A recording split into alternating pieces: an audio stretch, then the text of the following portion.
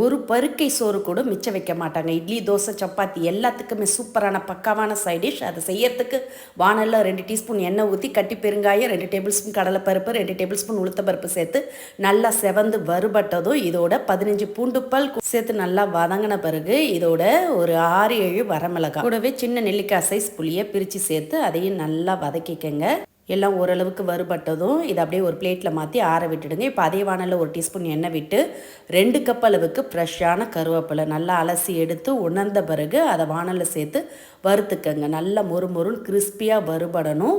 இது மாதிரி நல்லா உடஞ்சி வரணும். இப்போ இதோட 1 கப் அளவுக்கு ஃப்ரெஷ்ஷான தேங்காயும் சேர்த்து அதில் இருக்க ஈரம் வற்றி நல்லா ட்ரை ஆகிற அளவுக்கு வறுத்துக்கங்க.